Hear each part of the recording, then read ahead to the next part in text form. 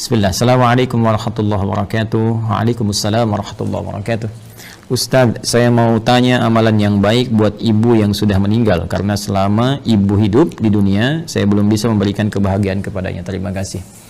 Waalaikumsalam warahmatullahi wabarakatuh. Pertama izinkan saya turut berdoa mohon pada Allah Subhanahu wa taala semoga ibunda saudaraku akun Faisal Said diberikan rahmat oleh Allah Subhanahu wa taala, dilapangkan di alam kuburnya, diberikan cahaya oleh Allah Subhanahu wa taala, diterima amal-amal saleh beliau, dijadikan alam kuburnya bagian dari taman-taman surga yang dibentangkan oleh Allah, dan semoga kita semua dikumpulkan dalam kebaikan bersama beliau dan juga bersama Rasulullah sallallahu alaihi wasallam pada waktu yang telah Allah janjikan. Selanjutnya, baik terkait dengan pertanyaan ini, saya juga berbahagia bahwa Masya Allah ada pertanyaan dari Anda seperti ini menunjukkan satu bagian yang tidak mudah didapati sebagai rasa cinta dari anak kepada orang tua, karena tidak semua anak bisa memiliki perasaan semacam ini. Maka berbahagialah ketika tumbuh nilai-nilai itu, kecintaan kepada ibunda yang memang sangat dimuliakan dalam Al-Quran. Ya, seorang ibu Masya Allah berapa kali mendapatkan keutamaan dalam Al-Quran, ya, seperti di Quran surah ke-31 misalnya di ayat ke-14, Quran surah ke-46 di ayat ke-15, bagaimana Allah melukiskan perjuangan seorang ibu sampai kita harus berbakti maksimal kepadanya, kan, sampai nanti puncaknya di Quran surah ke-17 ayat 23 ketika Allah menetapkan kita harus berbakti kepada Allah, setelah itu meletakkan bakti kepada kedua orang tua setelah pengabdian kita dan penghambaan kita kepada Allah Subhanahu wa taala. Dan diutamakan lagi ibu disebutkan 3 kali dalam hadis Nabi sallallahu alaihi wasallam ketika ada seorang sahabat bertanya, man abar, kepada siapa saya mesti berbuat baik? Maka Nabi menjawab, ummak, kepada ibumu. Qala thumma man, kemudian kepada siapa? Qala ummak, kepada ibumu. Qala thumma man, kemudian kepada siapa? Qala ummak, ibumu. Baru kemudian yang keempat disebut abak. Ya, bukan berarti dalam konteks ini ayah misalnya tidak punya prioritas, tidak, tapi ini ingin menunjukkan bagaimana keutamaan seorang ibu yang memiliki keistimewaan di hadapan Allah dan Rasulnya. Pun demikian ayah pun nanti punya keutamaan dalam konteks yang terpisah. Dari sini Nabi memberikan bagaimana isyarat kepada para sahabat, ya ridwanullah alaihim jami'an, untuk berbakti kepada ibundanya. Ya, dalam keadaan hidup misalnya, kalau Anda buka kitab Al-Adabul Mufrad karya Al-Imam Al-Bukhari, dikisahkan bagaimana seorang yang berjuang sudah berangkat ke medan jihad, dilaporkan oleh kawannya, ya ibunya sedang menangis. Ya, karena belum bisa melepas kepergiannya pada saat itu, belum ketemu chemistry-nya. Ya, maka Nabi memanggil kemudian si anak muda ini, yang dipanggil oleh Nabi, maka Nabi katakan kepadanya, idhab, ya irji' ila ummik, bermakna pergilah kembali, pulang kepada ibumu, buat dia tertawa sebagaimana engkau telah membuatnya menangis. Buat dia tertawa sebagaimana engkau telah membuatnya menangis. Ini para ulama mengomentari bagaimana kedudukan seorang ibu sampai jihad berbakti kepadanya dalam keadaan hidupnya, membahagiakannya, memuliakannya, ya itu diutamakan bahkan melebihi jihad dalam medan perang jika ada kemudian hal-hal yang menuntutnya secara syar'i. Al-Imam Ali bin Abi Thalib karramallahu wajhah, ya, mengomentari statement Nabi sallallahu alaihi wasallam ketika menyebutkan 3 kali ummak, ibumu. Maka dikomentari oleh beliau, karena ibu memiliki 3 keistimewaan yang tidak didapati oleh ayah. Yang pertama, ibu yang mengandung, ayah tidak mengandung. Yang kedua, ibu melahirkan, ayah tidak melahirkan. Yang ketiga, ibu menyusui, ayah tidak menyusui. Dengan 3 keutamaan ini, Nabi kemudian memberikan gambaran ibumu. Ada komentar yang lain bahwa ketika orang ini bertanya, maka peluang terbaiknya untuk berbakti ada kepada ibunya. Sehingga Ibnu Abbas radhiyallahu taala anhuma ketika didatangi oleh seseorang di masa beliau menjadi mufti, ya, aku punya persoalan, aku punya maksiat yang cukup tinggi aku kerjakan, bagaimana cara bertobat kepada Allah Subhanahu wa taala? Ibnu Abbas kemudian berkata, apakah engkau masih punya ibu? Ya, kata orang ini, ya, aku masih punya ibu. Maka kata Ibnu Abbas radhiyallahu taala anhuma, pergilah engkau pulang, ya, kemudian layani ibumu, bahagiakan ibumu, ya, dan berbuat baiklah kepada ibumu. Orang ini bertanya, kenapa engkau berfatwa demikian, kan? Dia tidak menyuruh misalnya saya maksimalkan salatnya, maksimalkan misalnya sedekahnya, tapi yang diutamakan ke ibu. Karena kata Ibnu Abbas radhiyallahu taala anhuma, saya tidak melihat yang lebih utama untukmu saat ini kecuali yang itu. Inilah bagaimana kejeniusan Ibnu Abbas radhiyallahu taala anhuma, karena memang dalam narasi-narasi ayat-ayat Al-Qur'an firman Allah Subhanahu wa taala, kedudukan membahagiakan berbakti kepada ibunda itu langsung ditempatkan oleh Allah Subhanahu wa taala setelah penghambaan kita kepada Allah. Wa qadha rabbuka alla ta'budu illa iyyah wa bil walidaini ihsana. Kepada kedua orang tua kita wajib berbuat baik, ditempat setelah penghambaan kepada Allah. Dan di antara kedua orang tua ini, ibu menempati posisi yang sangat tinggi. Wasainal insana biwalidayhi hamalathu ummuh. Jadi ketika 2 ini disebutkan, Kata Allah di Quran surah 31 di ayat ke-14, dan kami wasiatkan kepada ke seluruh anak-anak itu untuk berbakti kepada kedua orang tuanya. Siapa di antara mereka kalau mau didahulukan? Ya hamalathu ummu, maka prioritaskan ibumu dulu, ya kan? Ayah juga kita hormati, ya, kita istimewakan, tapi ibu di sini dalam konteks kita ada pertanyaan, ibu mendapatkan kedudukan yang sangat luar biasa.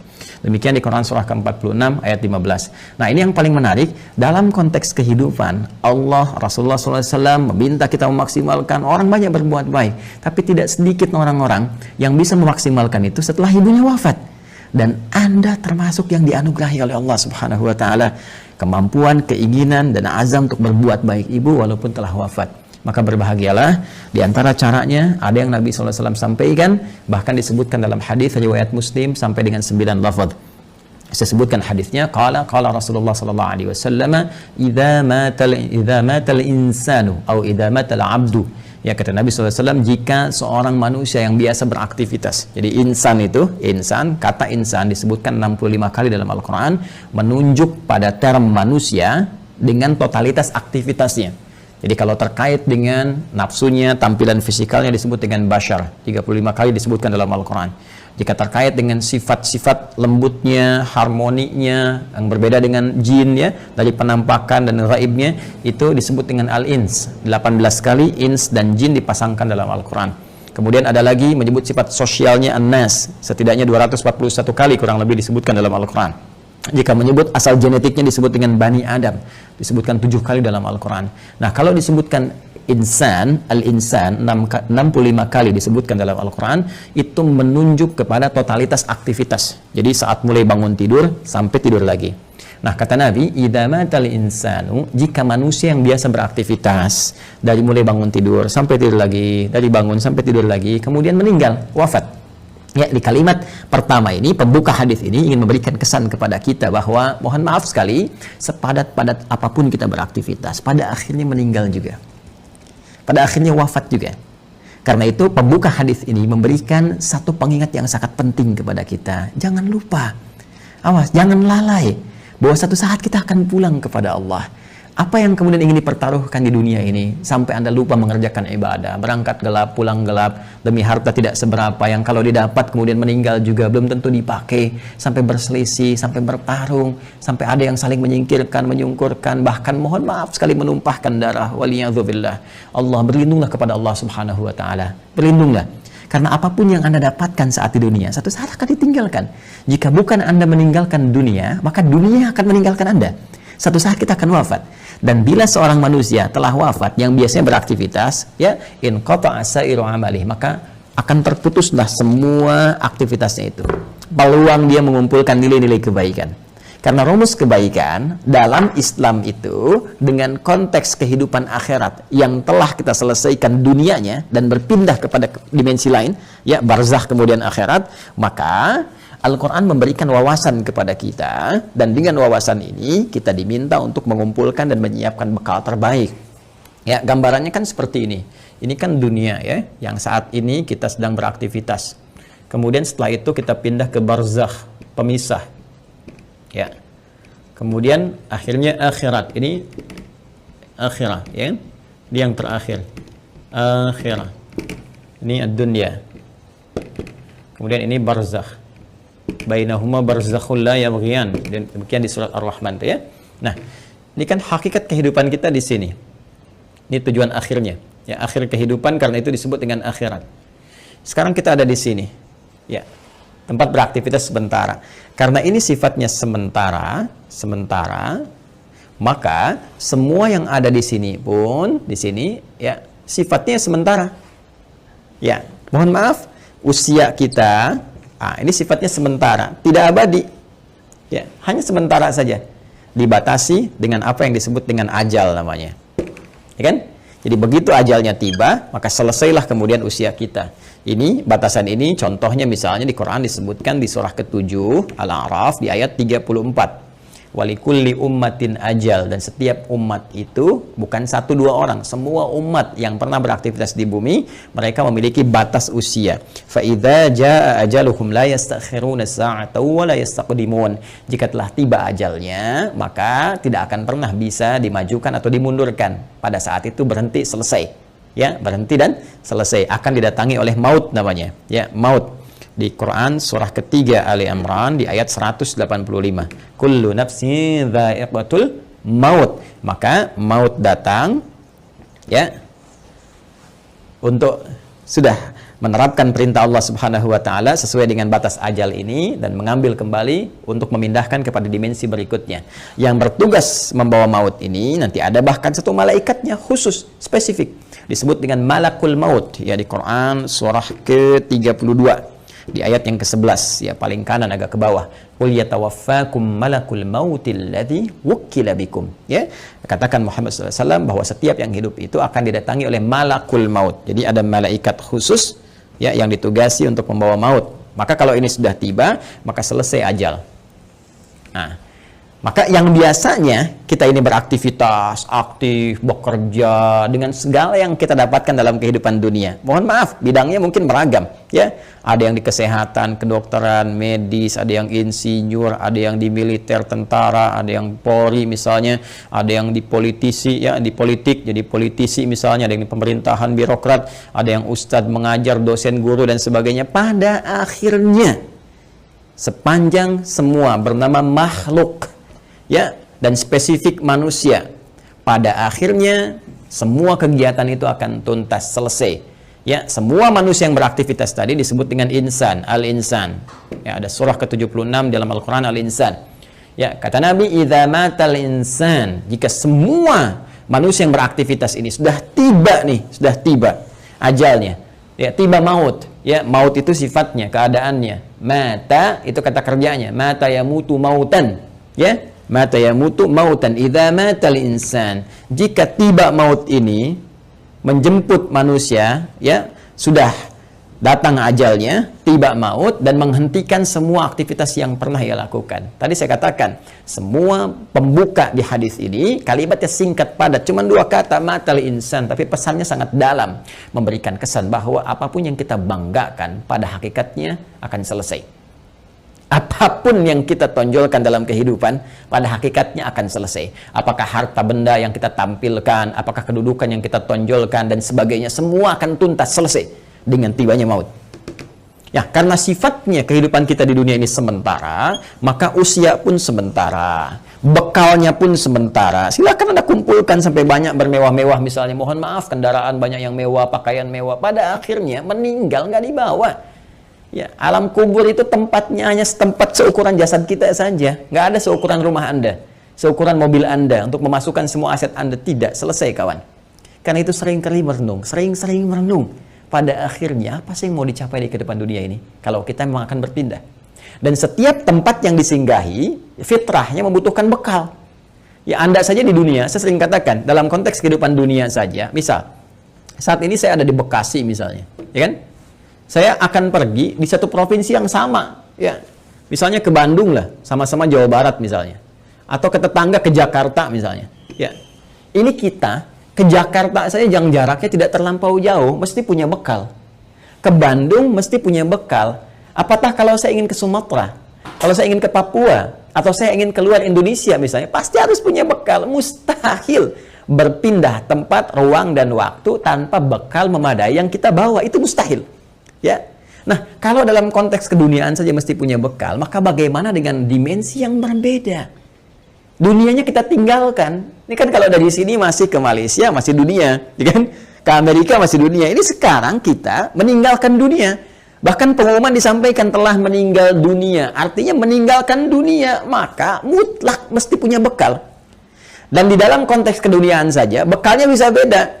Saya pergi ke Arab, di Arab mungkin kulturnya beda, makanan pokoknya tidak sama, maka bekal yang dibawa pun akan menyesuaikan dengan itu. Sekarang kalau dalam konteks kehidupan dunia saja, bekal di satu tempat bisa berbeda, maka apalagi dengan dimensi yang berbeda.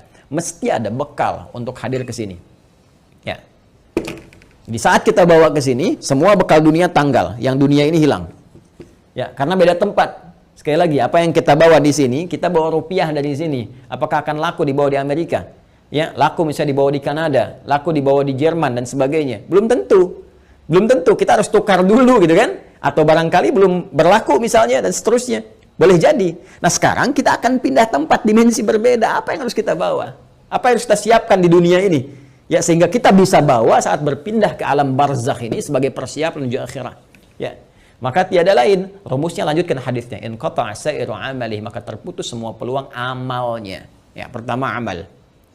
Nah, amal. Amal itu masih umum. Amalan itu masih umum. Semua perbuatan manusia yang akan dipertanggungjawabkan di hadapan Allah disebut dengan amal namanya. Ya, faman ya'mal mithqala dzarratin khairan yarah wa man ya'mal mithqala dzarratin syarran yarah. Ya, jadi semua perbuatan kita dari bangun tidur sampai dengan tidur lagi itu disebut dengan amal. Nah, ini kalau sudah meninggal, mata, datang maut, ya, terputus semua amal, aktivitas selesai. Ya. Nah, cuma diberikan kemudian gambaran kepada kita, ada amal ini yang saat dikerjakan itu dicatatkan punya nilai, yang nilai ini menjadi bekal yang akan dibawa ke dimensi selanjutnya, ke ruang selanjutnya setelah kita wafat. Singkatnya dibawa ke alam barzakh, bahkan sebagai bekal menuju akhirat. Dan ini bisa kita siapkan saat di dunia. Ya, apa nama amalnya? Ini yang disebut dengan amal saleh. Ya, jamaknya disebut dengan salihat. Amal saleh, jamaknya apa? Salihat. Ya, jadi amal ini ada yang netral, umum, ya kan? Nah, ini amal yang saat dikerjakan punya nilai untuk dibawa pulang menghadap Allah dan dibawa bekalnya ke tempat dimensi berbeda di barzakh sampai dengan ke akhirat disebut dengan saleh. Jamaknya disebut apa? Salihat. Ya. Singkatnya, setiap perbuatan yang dinilai sebagai ibadah oleh syariat. Ya, jadi setiap perbuatan kalau kita kerjakan diniatkan sebagai ibadah, maka itu namanya amal saleh. Jelas ya? Baik, jamaknya disebut dengan apa? Salihat. Ya, muncul Quran surah ke-103 misalnya Allah firmankan, ya, di surat Al-Asr, wal 'asr innal insana lafi khusr illa alladzina amanu wa 'amilus shalihat. Nih, ya, wal 'asr, demi waktu, momentum, ya, yang Allah berikan kepada setiap manusia untuk beraktivitas. Nih, dikasih kesempatan dari pagi kan, bahkan dari bangun tidur sampai tidur lagi silakan beraktivitas. Tapi kalau aktivitasnya cuma mengejar dunia saja, kata Al-Quran berpotensi rugi. Karena saat dia meninggalkan dunia, fakir, dia nggak punya bekal. Ya, ada di antara mereka yang cerdas. Mereka beraktivitas, mengerjakan dunia. Bahkan kaya dalam kehidupan dunianya. Kaya, mobil punya, kendaraan cukup baik, di rumah baik juga, Masya Allah. Tapi yang paling menarik, mereka juga punya persiapan-persiapan akhiratnya. Apa itu? Illalladzina amanu wa amilus shalihat. Ya, kecuali orang-orang yang cerdas, mereka beriman, yakin di antara keimanan mereka, selain iman kepada Allah, iman kepada Rasulullah, mereka pun yakin, iman tanpa ragu, ada kehidupan setelah wafat. Ya, makanya rukun iman kan ada 6. Ya, rukun iman yang kelima kan apa? Iman pada hari akhir. Hari akhir itu implementasinya, yakin kita akan meninggal, yakin akan dihisab. Karena kita yakin kita punya iman, kita siapkan. Itu cara memahaminya. Karena itu orang cerdas menyiapkan setelah wafatnya ada kehidupan. Anda yakin nggak? Kalau Anda nggak beriman, nggak usah komen. Tapi kalau Anda yakin Anda beriman, Anda siapkan. Keyakinan kita memberikan dorongan kepada kita untuk menyiapkan bekal setelah kita wafat. Apa yang mau kita siapkan? Allah saking rahmannya memberikan bocoran kepada kita, bimbingan kepada kita. Nih, siapkan bekal ini. Ini bekal yang cuma satu-satunya dibawa saat kita wafat. Apa itu? Wa amilus shalihat. Ini dia. Amal-amal saleh. Maka jadikan setiap bekal kegiatan kita itu menjadi amal saleh. Caranya bagaimana? Niatkan karena Allah Subhanahu wa taala. Ya, niatkan karena Allah lillah, bekerja karena Allah, merawat anak karena Allah, di rumah tangga karena Allah. Bahkan nanti implementasinya Nabi SAW memberikan panduan dengan doa langsung. Makanya saya sering katakan dalam Islam semua aktivitas itu punya doanya. Bangun tidur ada doanya, sampai mau tidur lagi ada doanya. Semua aktivitas kita. Tatkala kita pun belum memahami, sertakan kalimat Bismillahirrahmanirrahim. Kullu amrin dzibalin la yubda'u fihi Bismillahirrahmanirrahim fahuwa abtar au a'ta'. Setiap perbuatan baik yang tidak disertakan Bismillahirrahmanirrahim, karena Allah, Bismillah, saya kerjakan ini karena Allah. Ya, kalau Anda tidak sertakan itu, tidak niatkan karena Allah, fahuwa abtar au aqta', maka terputuslah peluang bekal akhiratnya. Kalau Anda kerjakan, misal saya mau nulis nih Bismillahirrahmanirrahim atau singkat Bismillah misalnya kan, saya niatkan karena Allah supaya tulisan ini punya manfaat, supaya tulisan ini punya nilai di hadapan Allah. Maka begitu saya tuliskan, misal ya, ini saya tuliskan bekal dunia amal saleh misalnya. Saya tuliskan karena Allah, lillah, supaya kita bisa pahami ini semua. Maka pekerjaan amal saleh ini, amilus salihat, ketika kita niatkan karena Allah, diberikan nilai oleh Allah. Nilai itulah yang disebut dengan hasanah namanya. Hasanah. Hasanah. Ini dia. Hasanah. Nah, berapa nilainya? Berapa poinnya? Disampaikan dalam Quran surah ke-6 Al-An'am di ayat 160. Man jaa'a bil hasanati falahu asyru amthaliha. Siapa yang mengerjakan kebaikan, diniatkan sebagai ibadah karena Allah, menjadi amal saleh, maka dia punya poin hasanah. Setiap satu kebaikannya dicatatkan langsung 10 nilainya. Ini nilai terendahnya, 10. Ya, 10. 10 itu hitungannya bukan 1, 2, 3, 4, tidak. Dalam pandangan Allah berbeda cara menghitungnya. Di hadis Muslim, datang ke masjid saja, dia kan baru datang untuk niat ibadah dapat 25. Satu kedua 500 tahun, dua ketiga 500 tahun, demikian seterusnya. Dan ini poin yang paling kecilnya. Nanti ada kalau infak bisa berapa, gitu kan? Nanti ada kalau baca Al-Quran bisa berapa, lebih banyak, lebih banyak, lebih banyak lagi. Nah, itu yang disebut dengan hasanah. Karena itu sering kita berdoa di Quran surah kedua Al-Baqarah di ayat ke-201. Wa minhum may yaqulu rabbana atina fid dunya hasanah wa fil akhirati hasanah wa qina adzabannar. Dan di antara mereka banyak yang berdoa kepada Allah, ya Allah, mohon bimbing kami untuk mengerjakan semua kegiatan dunia punya nilai akhiratnya hasanah. Dan di akhirat bisa dilihat hasanah itu, ya Allah, sehingga mengantarkan kami pada rahmat-Mu dan memasukkan dengan rahmat itu ke dalam surga-Mu, ya, berjumpa dengan Rasulullah sallallahu alaihi wasallam. Amin, kan? Nah, kalau seorang meninggal terputus semua peluang ini. Ya, jadi nggak bisa mengerjakan hasanah lagi. Tapi ada rahasia. Kata Nabi, ada 3 amalan yang kalau dikerjakan, Masya Allah, ini yang sudah meninggal nggak bisa ngerjakan lagi, tapi hasanahnya tetap mengalir, pahalanya tetap mengalir, ngalir. Dan di antara yang 3 itu Nabi menyebutkan, perhatikan kalimatnya, idza matal insanu aw idza matal 'abdu inqata'a sa'iru 'amali illa min 3, ya, atau illa min 3. 1, shadaqatin jariyah. Sedekah jariyah. Ya. Nah, ini kalau kita gali lagi, ini lebih panjang lagi nih. Ya, mohon bersabar ya teman-teman sekalian. Ya, sedekah itu adalah setiap kebaikan yang mampu kita kerjakan. Kullu ma'rufin sedekah. Semua jenis kebaikan yang mampu kita kerjakan. Nah, sedekah dibagi pada 2 bagian. Bagian yang pertama yang tidak mengalirkan pahala abadi untuk kita. Maksudnya kalau kita wafat selesai. Yang kedua, kalaupun kita wafat, pahalanya tetap mengalir. Seperti apa yang dimaksudkan 2 keterangan ini dan bagaimana saudara kita, ya, Faisal, semoga Allah rahmati beliau dan ibundanya serta keluarga besarnya bisa memaksimalkan ini untuk memberikan yang terbaik pada ibundanya. Nanti kita lihat setelah menunaikan salat Isya berjamaah. Mohon izin kembali kita lanjutkan bahasan kita, bahwa pertama dari akun Faisal Said tadi menanyakan sebelum Isya, beliau berkenan menginginkan adanya satu amalan yang bisa dipersembahkan untuk ibundanya yang telah wafat dan ingin membahagiakan beliau dalam keadaan saat ini. Bagaimana, apakah ada bimbingan dalam Al-Quran ataupun hadis-hadis Nabi Sallallahu Alaihi Wasallam? Tadi telah kita buka, telah kita sampaikan dengan begitu mendetil bahwa Al-Quran memberikan peluang terbaik bagi seorang anak ataupun anak-anak yang ingin berbakti kepada kedua orang tua, khususnya ibundanya tercinta. Baik itu saat masih ada bersama beliau ataupun juga telah meninggalkan bagian dari keluarganya. Di antara amalan-amalan itu, Nabi SAW memberikan gambaran kepada kita dalam salah satu sabdanya, dan bahkan disebutkan tadi saya katakan hampir 9 lafaz dalam Imam Muslim. Ya, Nabi SAW menyampaikan, qala Rasulullah SAW, idza matal insanu, jika manusia yang telah beraktivitas itu dari mulai bangun tidur sampai dengan tidur lagi, kedatangan maut, ya, tiba kemudian ajalnya, in qata'a sa'iru amalih, maka dengan wafatnya itu, dengan datangnya maut itu, terputuslah kemudian seluruh peluang aktivitas-aktivitas yang telah ia kerjakan, yang sebelumnya telah ia tenun. Sudah tidak ada lagi kesempatan. Maka karena tidak ada kesempatan beraktivitas lagi, di antara peluang untuk mencari bekal untuk pindah ke alam barzakh sebagai persiapan menuju akhirat pun terputus sudah. Ya, karena amal itu telah kita tadi uraikan dibagi pada 2 bagian.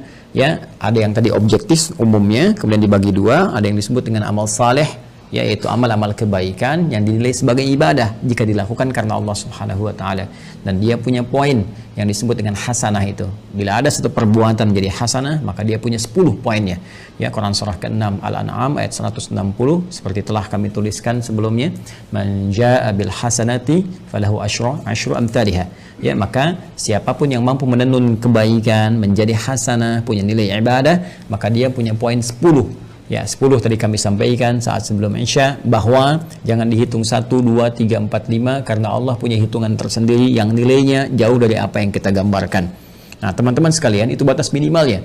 Ya, apalagi nanti kalau kita kemudian tenun dengan amal-amal lain yang punya nilai yang lebih banyak lagi, seperti infak, bacaan Al-Quran dan sebagainya.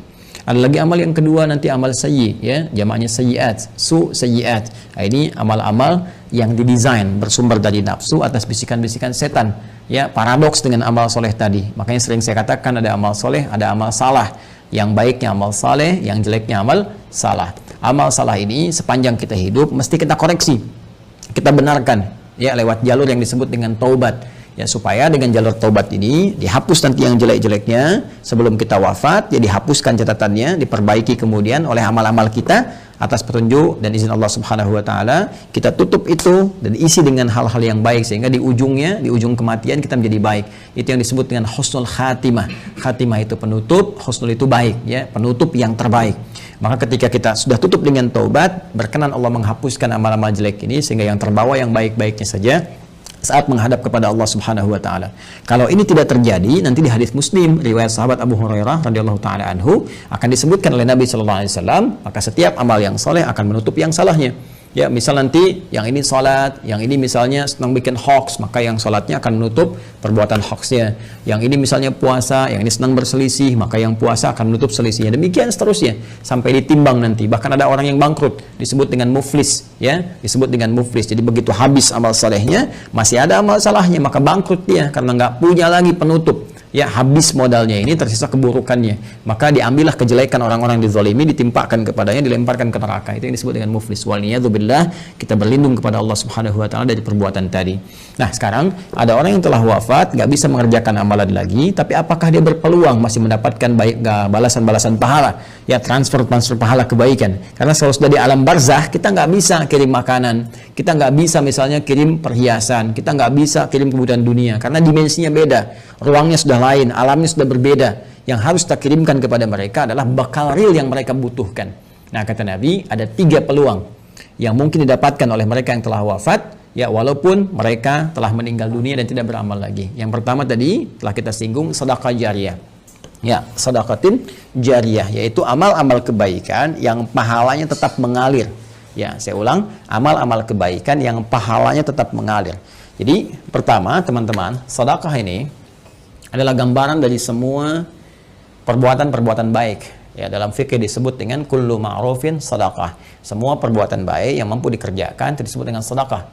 Karena itu zakat dalam Al-Quran disebut juga dengan sedekah. Ya, khudz min amwalihim sedekah. Ambil dari zakat yang telah masuk, ya, nisabnya, haulnya, ambil itu, ya, sebagai bagian dari perbuatan baik. Sedekah yang membuktikan kebenaran iman. Jadi sedekah itu bisa diartikan pembuktian kebenaran, sesuatu yang baik, sesuatu yang jujur, dan nilai-nilai kemuliaan. Itu diantara makna sedekah. Karena itu kenapa perbuatan baik disebut dengan sedekah? Ini pertama pembuktian dari keimanannya. Jadi iman itu implementasinya kebaikan-kebaikan. Untuk membuktikan kita beriman, maka diminta oleh Allah kepada kita semua membuktikan lewat amalan baik. Karena itu lisan diminta berkata baik, tangan bekerja baik, kaki melangkah pada yang baik. Itu pembuktian iman. Karena itu orang beriman mustahil berbuat yang tidak baik. Karena itu kata Nabi, la yasrikul mu'min, indama yasrik fahuwa mu'min. Mustahil orang beriman itu korupsi, orang beriman itu mencuri. Ketika mencuri ada iman dalam dirinya. Maksudnya Nabi mempertanyakan, imannya kemana sampai bisa mencuri? Imannya kemana sampai bisa berbuat maksiat, kan? Jadi iman itu akan mendorong kita berbuat baik. Karena itu semua perbuatan baik disebut dengan apa? Sedekah. Nah, perbuatan baik yang disebut dengan sedekah ini dibagi 2 bagian.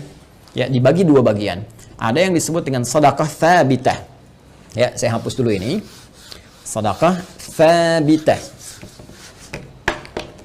Dia sedekatun, sedekah. Ada yang disebut dengan tsabitah. Ya, tsabitah itu sudah yang tetap, berhenti gitu kan? Atau waqifah, berhenti sampai di situ. Ya, berhenti saja sampai di kehidupan dunianya. Maksudnya apa? Saat dia beramal di dunia, saat hidup dituliskan pahalanya. Tapi ketika wafat selesai, waqifah, tabitah, berhenti sampai di situ saja. Dalam konteks kehidupan dunia saja. Saat dia beramal. Jadi saat dia hidup di dunia, kemudian misalnya dia salat nih. Ya, si A misalnya salat. Kemudian dia ketika menunaikan salat kan dituliskan pahalanya. Ya, ketika ikhlas tunaikan tuliskan pahala. Misalnya dapat pahala sekian kan. Nah, ketika dia meninggal dunia, wafat ini sudah karena nggak bisa sholat lagi, nggak ada lagi catatan amal pahala mengalir. Ya, sudah selesai sampai di situ. Selesai, terhisab sampai di situ. Karena selesai, tetap di situ disebut dengan thabit atau waqifah, berhenti sampai di situ. Ya. Nah, ada yang menarik nih. Orangnya sudah meninggal, sudah nggak di dunia lagi. Ya, sudah berpindah ke dimensi lain, dia pindah ke barzakh, alam pemisah. Ya, disebut dengan alam kubur. Terpisah dia dengan dunia, tapi belum sampai ke akhirat. Ya, alam pemisah antara dunia dengan akhirat disebut dengan barzakh. Ya, baik. Ketika berpindah kepada barzakh ini, nggak ada peluang amal lagi. Tapi yang menarik, walaupun dia nggak mengerjakan amalannya, pahalanya tetap mengalir. Nah, mengalir dalam bahasa Arab disebut dengan jara yajri, jarian wa jariyatan. Ya, maka karena ini sifatnya ada muannats-nya disebut dengan jariyah. Jariyah. Ya. Baik. Ini apa namanya, sifat dan mausuf ya, disifati sedekah, ya, sedekah perbuatan-perbuatan baik jariyah yang pahalanya terus ngalir sampai kehidupan berakhir.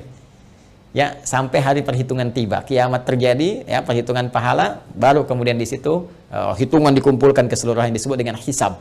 Ya, disebut dengan apa? Hisab. Jadi sepanjang kiamatnya belum terjadi, kemudian belum terputus kehidupan dunia keseluruhannya, maka terus saja ngalir di pahalanya, ngalir, kumpul, masya Allah, walaupun orangnya telah meninggal dunia.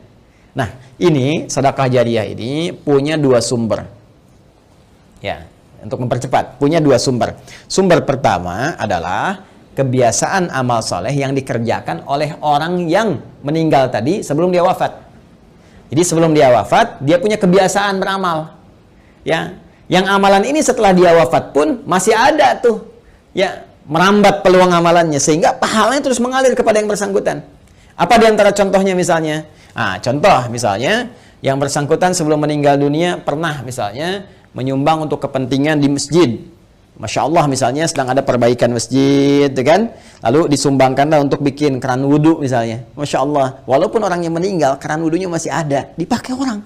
Setiap dipakai, mengalir, pahala terus mengalir. Sepanjang itu ada.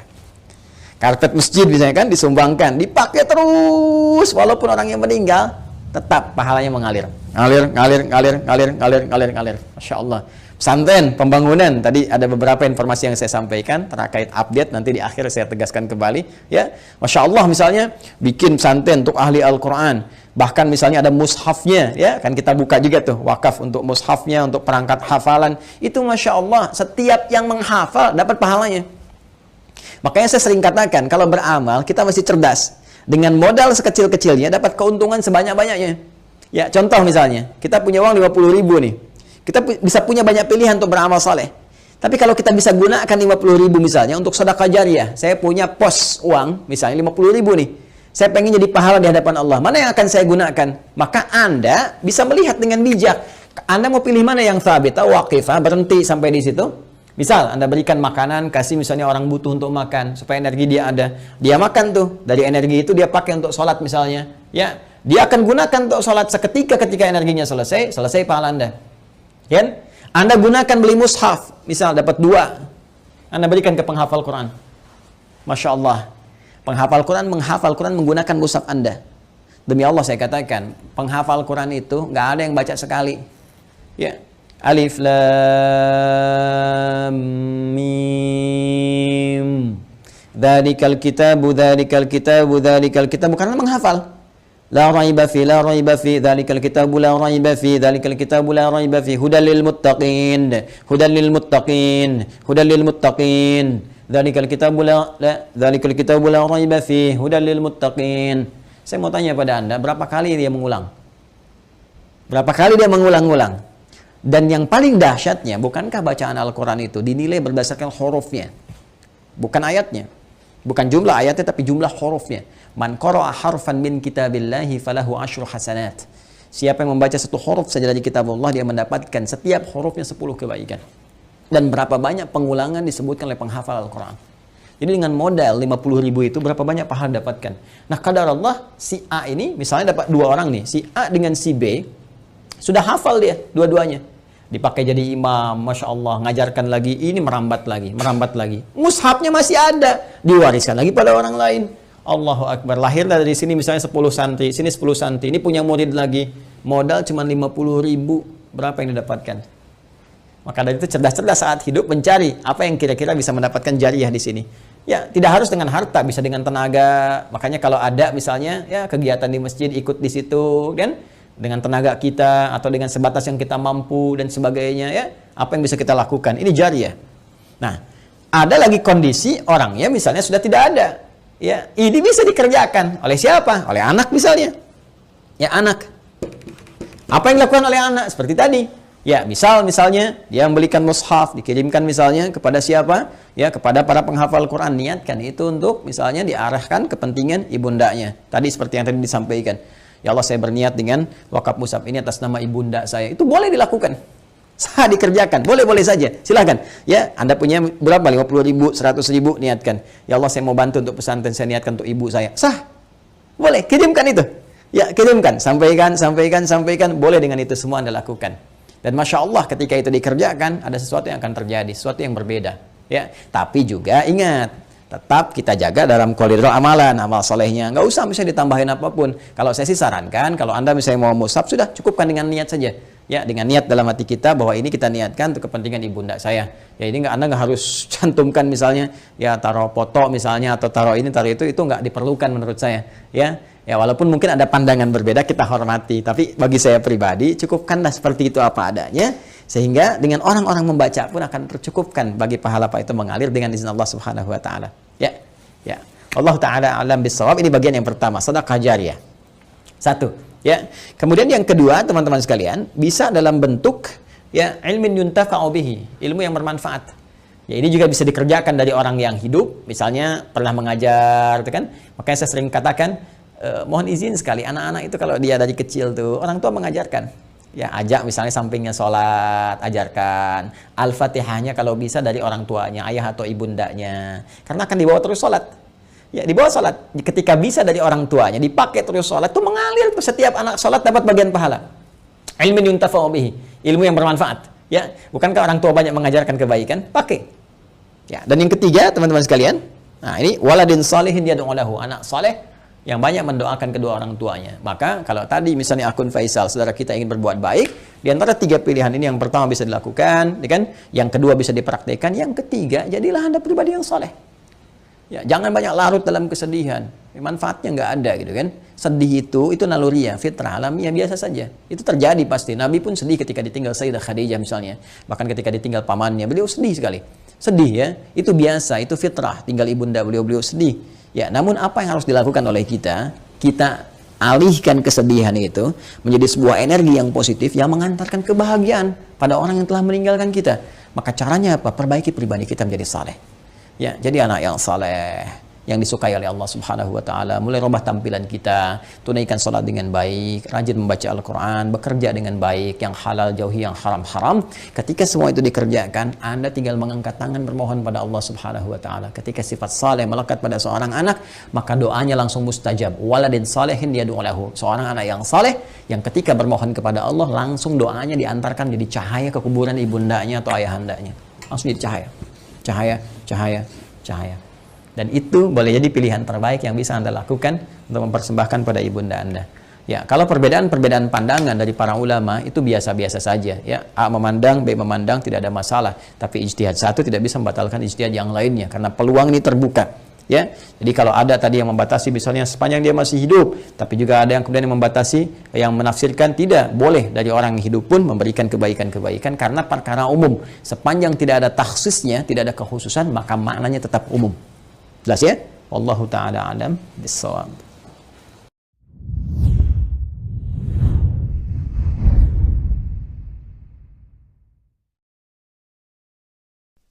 Malam Al-Qadar itu istimewanya, seluruh amal soleh yang dikerjakan membersamai malam itu itu nilainya dilipat gandakan lebih dari 1000 bulan. Dilipat gandakan, ingat, lebih dari, karena redaksi Qur'annya berbunyi khairum min, lebih dari. Jadi tidak pas 1000 bulan. Ya, 1000 bulan itu kurang lebih 80 sampai 83 tahun lah. Jadi kalau Anda beribadah seumur hidup, kan? Itu bahasa gampangnya. Kalau Anda beribadah seumur hidup, lalu dibandingkan dengan beribadah bersamaan di malam ini, malam Al-Qadar, itu lebih bagus di malam ini nilainya, lebih banyak di malam ini. Lebih dari apa yang pernah dikerjakan selama hidup. Rata-rata, ya kata Nabi SAW, umatku itu, ya umurnya, ya di antara 60-70. Dan sedikit yang melampaui itu, sedikit. Jadi kalau yang lewat 100 itu sedikit, nggak banyak. Bisa dihitung jari sedunia tuh, kan? Ya, rata-rata kan di kisaran itu. Kalau ambil pertengahannya sekarang misalnya, ambillah seperti hitungan 1000 bulan misalnya. Antara sampai 80 tahun. Bersamaan dengan malam itu ibadah, tahajud sekali aja, itu nilainya lebih daripada 1000 bulan. Luar biasa tuh. Ya. Jadi kalau ada yang kurang-kurang selama hidup beramal, ketutup tuh dengan malam itu.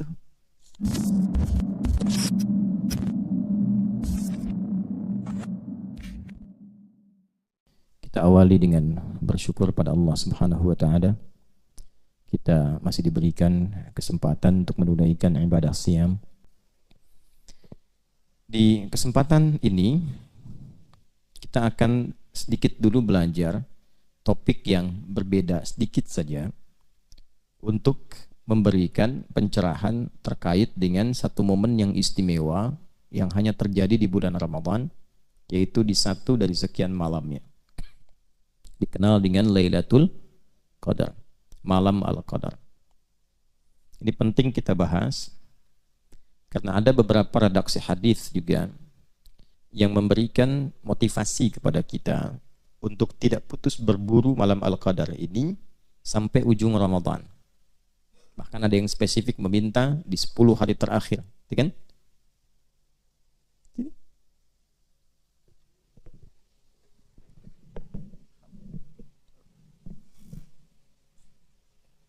Jadi malam Al-Qadar itu kita akan coba bahas dari mulai apa pentingnya, apa keistimewaannya malam Al-Qadar itu, apa yang dimaksud malam Al-Qadar, kapan terjadinya, apa ciri-ciri yang menyertai seseorang mendapati itu. Dan bila kita mendapati di antara tanda-tandanya, rasanya hadir dan merasakan kemuliaan sesuai dengan isyaratnya, apa yang harus dilakukan. Baik, kita akan fokuskan dulu satu surah saja karena waktunya terbatas. Surah ke-97 dengan namanya surah Al-Qadar. Allah berfirman, A'udzu billahi minasyaitonir rajim. Bismillahirrahmanirrahim. Inna anzalnahu fi lailatul qadar.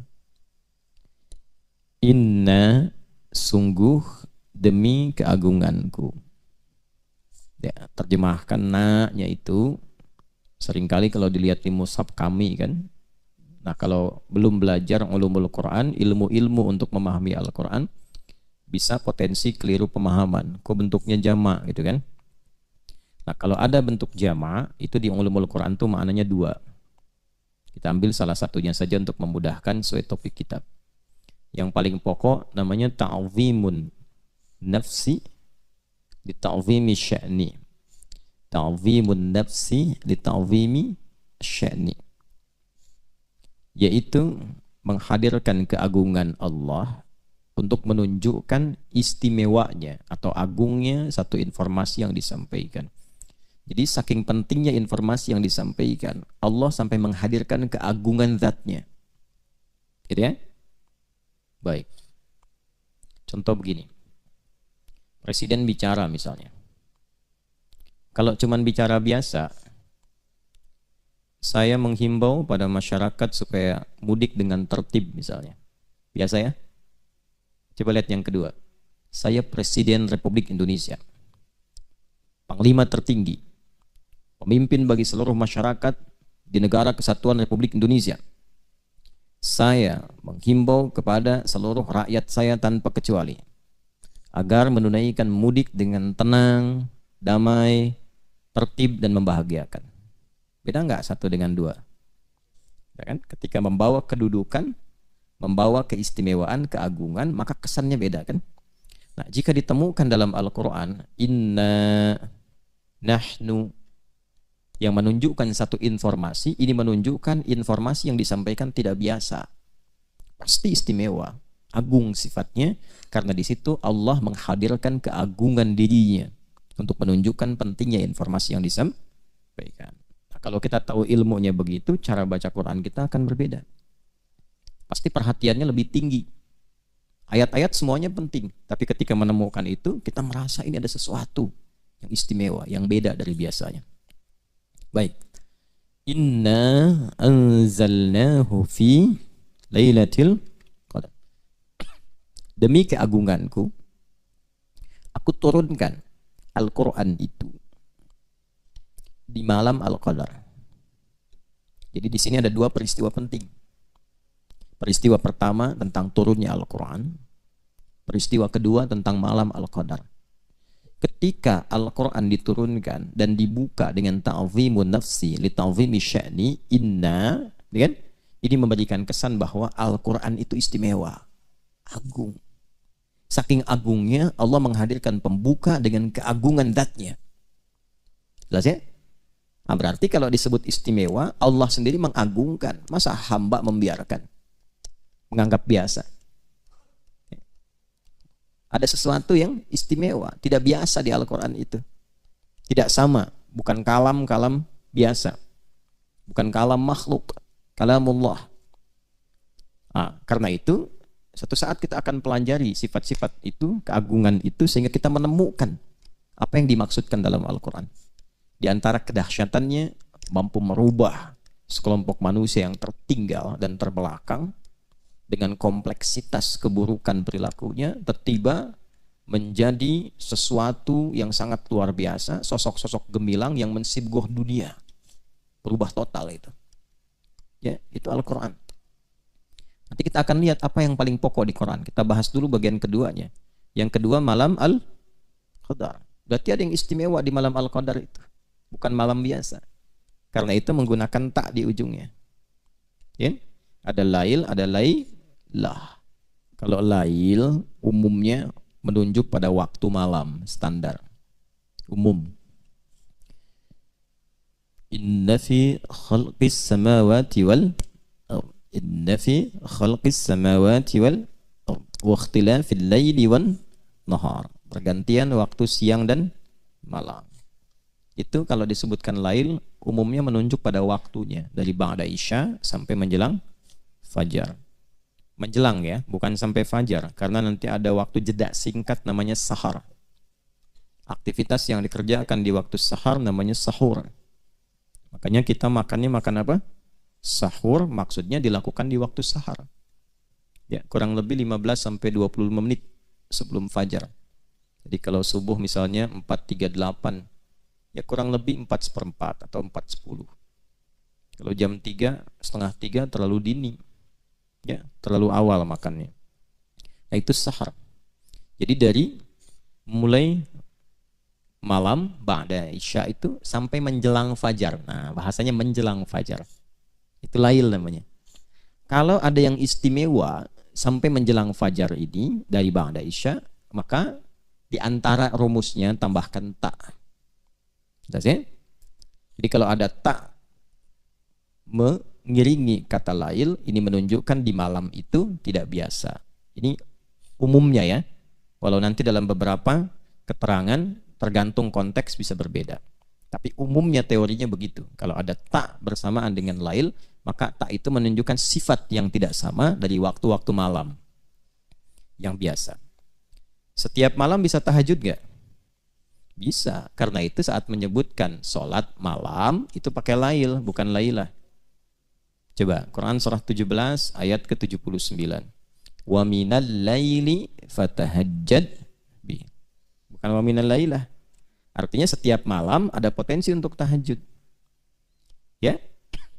Tapi kalau ada satu malam yang istimewa yang tidak sama dengan malam-malam lainnya, maka salah satunya tambahkan ta pada kata lail itu menunjuk pada sifat.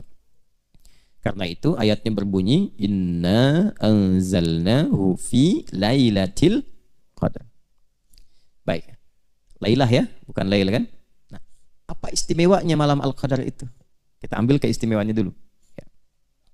Satu, ini langsung keterangan Qur'annya. Wa ma adraka ma lailatul qadar. Indah sekali nih ya. Kita dibikin penasaran dulu supaya memotivasi kita untuk memburu malam itu. Tahu nggak kata Allah keistimewaan malam Al-Qadar itu? Tahukah Anda keistimewaannya? Kan? Teruskan. Lailatul Qadri khairum min alfi syahr. Malam Al-Qadar itu istimewanya.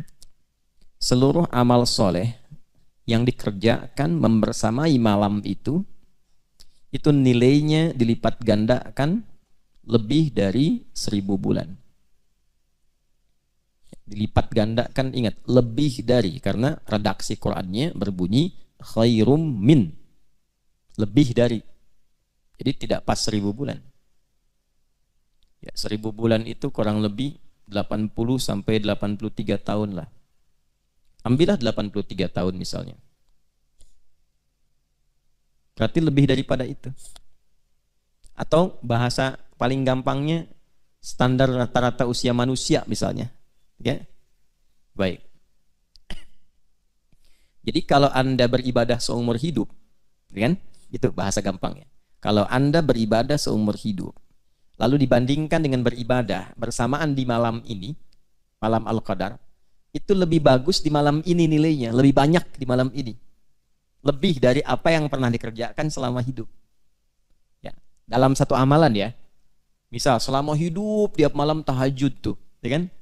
Tiba-tiba pas malam Al-Qadar tahajud juga. Itu satu malam itu nilainya bisa melebihi yang dikerjakan selama hidup.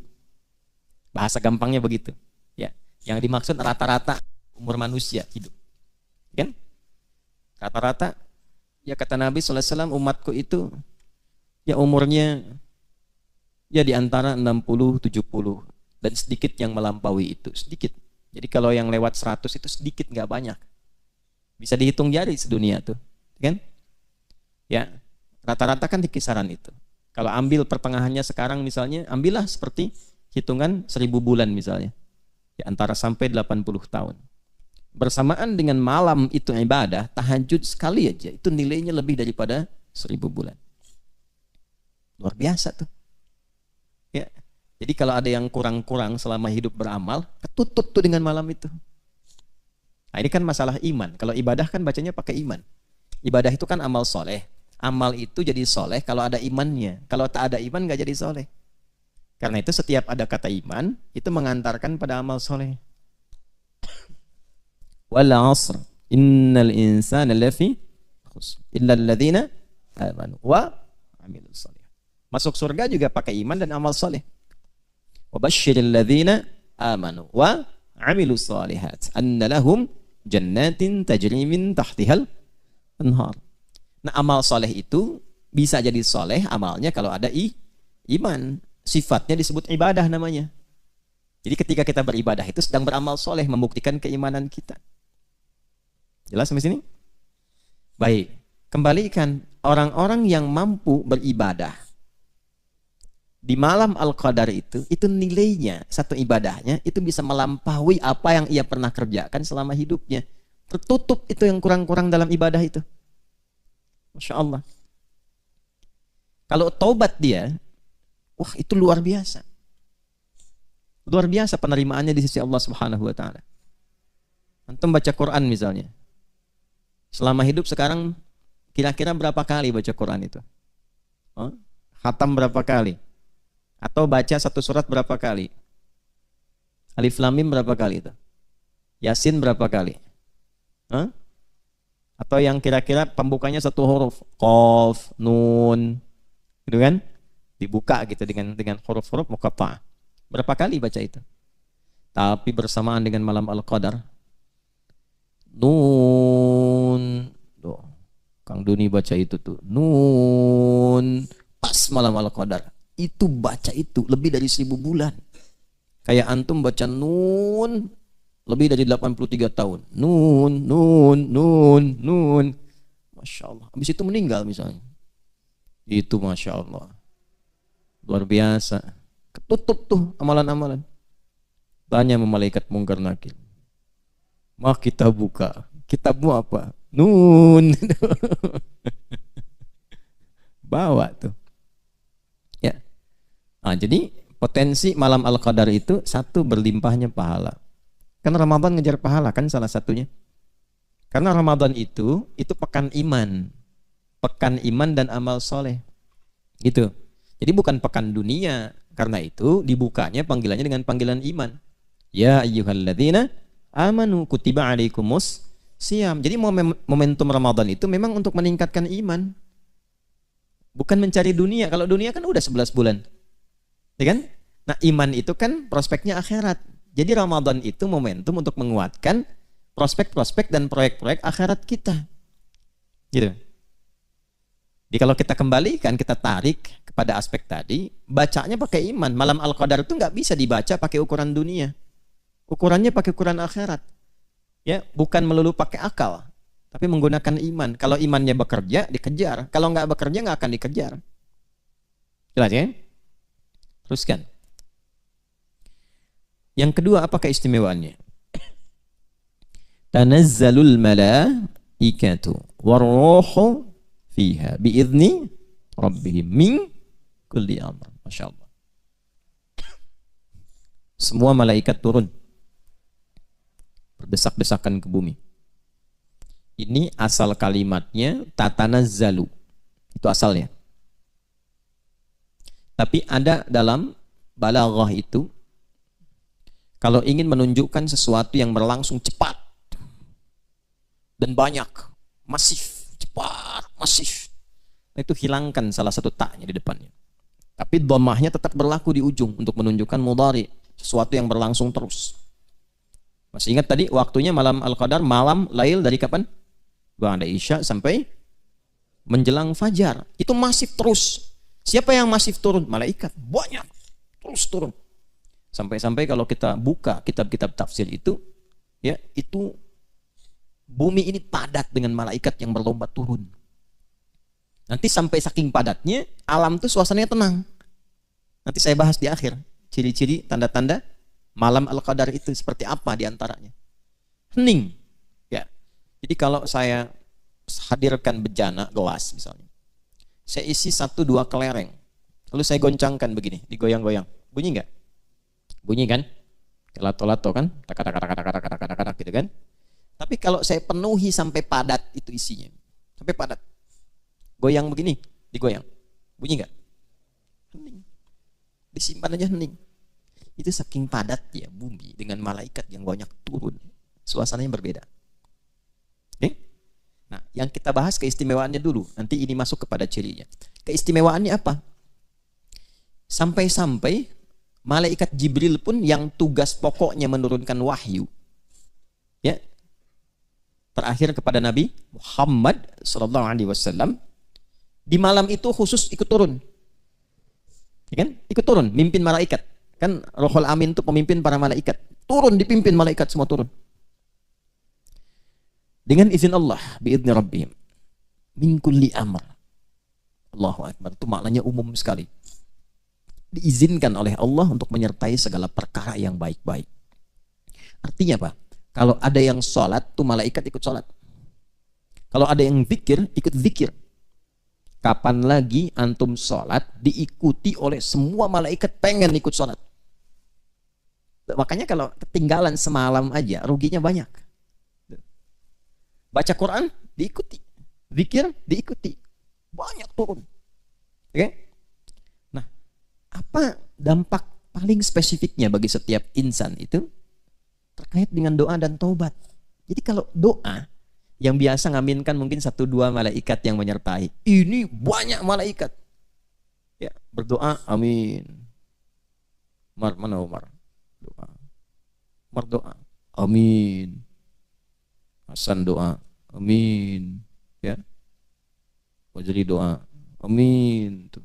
Itu aminnya bukan 1, 2, 3 tuh. Amin. Cuman kan goib. Kalau goib gak kedengeran. Kalau kedengeran bubar antum. Amin. Ya kan bubar. Siapa nih? Lihat sayap begini. Siapa? Israel. Oh. Ya, gitu. Nah itu sekali lagi perkaranya iman. Ya. Jadi jangan pakai akal, pakai iman. Karena akal terbatas. Ingat, akal itu sama kayak mata, sama kayak telinga. Perangkat yang ada pada manusia. Perangkat fisikal. Mata terbatas tidak? Terbatas, semakin jauh semakin gak kelihatan. Semut itu kalau dekat terlihat jelas. Merayap makin jauh gak nampak. Bukan semut yang gak ada. Pandangan kitanya yang terbatas. Gajah gimana? Sama. Semakin jauh semakin gak kelihatan. Gajahnya tetap segitu. Mata kitanya yang terbatas. Pendengaran juga begitu. Semakin jauh semakin tak terdengar. Ya kan? Antara 20 sampai 20 ribu kan hertznya. Di bawah itu sulit terdengar, di atas itu bising, bahkan bisa menyakiti. Ya, bukan salah bunyinya, kemampuan kita memang terbatas. Gitu.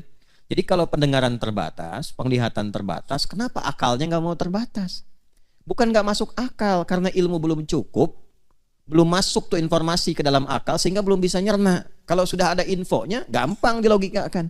Tapi karena belum ada ilmu, jadi terbatas. Itu maksudnya. Jadi jangan semua tuh pengen sesuai dengan kehendak kita. Ini nggak masuk akal. Di akal ente karena ilmunya terbatas. Bagi yang lain sudah masuk akal. Rumusnya apa supaya cepat bisa dipahami oleh akal? Kalau ada akal terbatas memahami, pahami oleh iman dulu. Nanti iman akan membimbing akal dengan hikmah. Hikmah itu yang menjadikan akal paham. Itu rumusnya. Dan itu di Quran sudah ada. Makanya kalau orang dapat hikmah itu dapat anugerah yang banyak. Surat apa? Al-Baqarah ayat berapa? 269. Yu'til hikmata may yasha' wa may yu'tal hikmata faqad utiya khairan katsira. Terus wa may yadhakkaru illa, tuh, kalau sudah dapat hikmah langsung jadi ulul albab. Paham esensi sesuatu, cepat menangkap. Baru satu kata udah paham nih kemana nih arahnya nih. Ya kan? Udah mengerti. Baru disebutkan satu kalimat, udah ketawa seseorang tuh. Dia tahu arahnya mau kemana. Baru disebutkan dan nangis, paham. Waktu Nabi pidato Haji Wada itu semua tenang-tenang aja. Abu Bakar nangis. Abu Bakar paham. Nah, itu paham takwil, mengerti hikmah. Beliau nangis karena tahu kalau Nabi pidato sudah begini, tugas berakhir. Kalau berakhir berarti akan meninggal. Gitu. Nah, jadi kalau mengerti hikmah itu dalam. Balik lagi, ya malaikat itu datang banyak. Doa dikabulkan. Makanya manfaatkan setiap malam berdoa. Yang sulit-sulit itu malam itu, tiap malam. Yang kita rasakan mungkin ada kesulitan menghafal, kesulitan memahami, kesulitan dalam pekerjaan. Ya, bayangkan, hadirkan. Minta sama Allah. Mungkin Allah tetapkan di malam itu dikabulkan supaya kita terus bersemangat ibadahnya. Hikmahnya buat kita juga. Jadi makin rajin ibadah. Kalau nggak percaya silahkan cek proyeknya misalnya. Ya, ilmu macam-macam nih, mintalah, tapi harus tulus karena kan perkara iman. Kalau iman kan babnya ikhlas. Ya kan? Kalau iman babnya ikhlas, semakin kita minta, semakin tulus, semakin baik, semakin cepat dijawab. Gitu. Kemudian apalagi malaikat kalau sudah menyertai itu peluang memohonkan ampunan kepada Allah dari dosa hamba. Bagi yang minta ampun. Nah, karena itu apa yang harus dilakukan? Banyak istighfar. Maka Nabi mengajarkan kan doa kepada Sayyidah Aisyah radhiyallahu taala anha. Kalau sudah terasakan itu, kayaknya feelingnya beda nih dari malam-malam yang lain nih. Beda nih. Sampai ada yang mengatakan para ulama, setiap orang itu nanti ada feeling yang sama, ada feeling-feeling yang spesifik tuh. Sebagai anugerah dari Allah. Nah, kalau udah dapat feelingnya seperti itu, apa yang harus dilakukan? Nabi mengajarkan satu doa. Itu ditalkinkan langsung dari lisan Nabi pada Sayyidah Aisyah radhiyallahu taala anha. Allahumma innaka afuwun tuhibbul afwa fa'fu anni. Allahumma innaka afuwun karim tuhibbul afwa fa'fu anna. Ingat-ingat, koreksi tiap malam itu. Itu dahsyat itu. Nah, nanti hasilnya kita akan lihat di parameter keberhasilannya setelah itu. Nah, jadi Kalau ditanyakan apa istimewanya malam Al-Qadar itu, maka Al-Quran pertama mendefinisikan tentang manfaat-manfaat yang terkait dengan proyek akhirat kita. Itu yang terbesar. Jadi kalau nanam saham, jangan cuma dunia, tanam buat akhirat, karena itu tempat pulang. Kalau di sini kan tempat apa? Tempat berdinas, membawa misi. Di sini itu kita sedang beraktivitas, membawa misi, berdinas. Setelah itu pulang. Kan tiap hari kelihatan, terdengar, baca berita. Ya, ini si fulan sudah meninggal dunia. Kan bahasa meninggal dunia kan sederhana, tugasnya selesai, pulang. Macam-macam. Ya, tergantung batas ajal. Nanti ada yang masih kecil, ya kan? Ada yang remaja, ada yang dewasa, ada yang banyak diberikan batas waktu sesuai maslahat hidupnya. Ujungnya pulang. Gitu. Ujungnya apa? Pulang. Nah, jadi kalau kita bisa spesifik demikian, itu insya Allah akan selamat. Ya. Jadi itulah diantara kemuliaan malam Al-Qadar yang hal pertama disadarkan oleh Allah kepada kita, ingat akhirat itu. Itu maksudnya. Jadi keistimewaan pertama yang menghadirkan banyaknya pahala, terkabul doa, diampuni dosa, itu kan rata-rata proyek dan prospek akhirat kan. Intinya membangun kesadaran. Ingat ya, kalian satu saat akan pulang. Kalian akan meninggal dunia. Dunia itu tempat berusaha, pasti pulang. Jangan sampai saat pulang tak punya bekal. Itu maksudnya. Dan aku sayang, kata Allah begitu tuh. Akulah Rahman, kata Allah, akulah Rahim. Saking sayangnya Allah, Allah tahu nih, yang selama hidup beribadah itu, walaupun terasa banyak, belum tentu kan diterima semuanya. Cuman bersyukurnya kita, Allah punya sifat asyakur, yang menerima walaupun sedikit. Itu kan? Itu baca Quran 1 juz, berapa yang diterima oleh Allah? Ya, alhamdulillah kita masih bisa baca Quran itu, bersyukur diberi taufik. Yang diterima pun alhamdulillah. Kalau bukan rahmat Allah, sulit mengandalkan amal soleh. Sulit. Coba dari sekian amal itu, salat maghrib berapa rakaat? 3. Yang bisa ikhlas di rakaatnya berapa dari 3 itu? Gitu. Itu kalau bukan rahmat Allah, sulit. Jadi kesimpulan pertama, keistimewaan malam Al-Qadar itu mengingatkan kita satu, pada tempat pulang kita di akhirat, supaya tidak terlampau kita terikat dengan dunia yang sementara. Yang kedua, untuk itulah Allah dengan sifat kasih dan sayangnya menghadirkan banyak peluang-peluang prospek akhirat, investasi-investasi akhirat yang mampu meringankan hisab kita saat kembali dan menempatkan kita di surga dengan rahmatnya. Itu yang pokok. Keistimewaan kedua, saya cepat. Apa itu qadar? Kalau tadi kan yang disebutkan tadi Lailatul Qadarnya, ya kan? Wa ma adraka ma Lailatul Qadar. Lailatul Qadri khairum min alfi syahr. Tanazzalul malaikatu waruhu fiha biidzni rabbihim min kulli amr. Itu baru aspek pertama. Balik lagi ke awal ayat. Inna anzalnahu fi Lailatul Qadar. Qadar itu apa? Qadar itu ketetapan Allah bagi seluruh makhluknya dalam menjalani kehidupan. Jadi, ketetapan Allah bagi seluruh makhluknya yang bersifat mengikat, kan, dalam menjalani kehidupan. Contoh, ajal itu qadar. Rizki itu qadar Allah. Karena itu Allah tetapkan lalu diberi petunjuk untuk menjalaninya. Kan kita baca dalam setiap witir. Sabbihisma rabbikal a'la alladzi khalaqa fasawwa walladzi qaddara. Kemudian fahada. Kita memuji Allah, terima kasih ya Allah. Engkau Tuhan yang paling agung, yang paling istimewa, satu-satunya Tuhan yang dipertuhankan, disembah. Yang telah mencipta lalu menyempurnakan ciptaan. Lalu menentukan kadar kehidupannya dengan sempurna dan diberi petunjuk bagaimana menggunakannya. Gitu. Jadi malam Al-Qadar itu adalah malam saat Allah menetapkan semua yang terkait dengan kehidupan makhluk. Kita tarik, kitalah manusia saja. Di situ di malam itu aturan hidup kita awal sampai akhir mengikat sifatnya pada setiap personal kita. Kapan mulai berkehidupan, kapan wafat, berapa rizkinya, dan seterusnya. Di malam itu. Nah, kan Allah berjanji kan, kita kan nggak tahu kan, ya bagaimana kadar kita kan, yang diperintahkan oleh Allah menjalani hidup, kadarnya sudah diatur, ya kan? Rizkinya sudah ada kan? Yang diperintahkan apa? Berikhtiar supaya dapat rizki itu selama hidup. Rizkinya sudah ada, ya kan? Ajalnya sudah ditetapkan kan? Cuman nggak dikasih tahu kapan pulang kan? Yang diminta apa? Jalani aja sampai ajal datang. Tapi kalau kita nggak tahu petunjuk bagaimana menjalaninya, rusak misinya. Coba bayangkan. Ingat ya, ajal sudah saya atur ya, misal. Ajal sudah diatur ya, nanti pada waktunya kamu meninggal, jalani aja. Tapi nggak dikasih tahu gimana cara menjalaninya. Hah? Manfaat gak hidupnya? Belum tentu. Bisa bingung, linglung. Rizki sudah saya atur ya, kalian tinggal cari aja. Sudah saya tebarkan sampai kalian meninggal. Tapi nggak dijelaskan bagaimana mencarinya. Bisa salah kan? Karena itulah Allah turunkan petunjuk yang memberikan bimbingan kepada kita bagaimana kita bisa menjalani kadar kehidupan itu dengan cara yang benar. Kalau menjemput rizki bagaimana caranya, menjalani hidup bagaimana caranya, sendirian bagaimana, kalau berumah tangga bagaimana, jadi suami seperti apa, jadi istri bagaimana, jadi ayah seperti apa, jadi anak bagaimana, punya kedudukan seperti apa, cari ilmu bagaimana.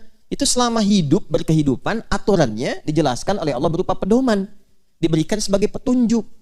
Dalam bahasa Arab atau bahkan bahasa Al-Quran, petunjuk yang menyertai kita secara lengkap dalam menjalani sebuah kegiatan, bahkan seluruh kegiatan yang kita lakukan sampai berakhir, itu hudan namanya.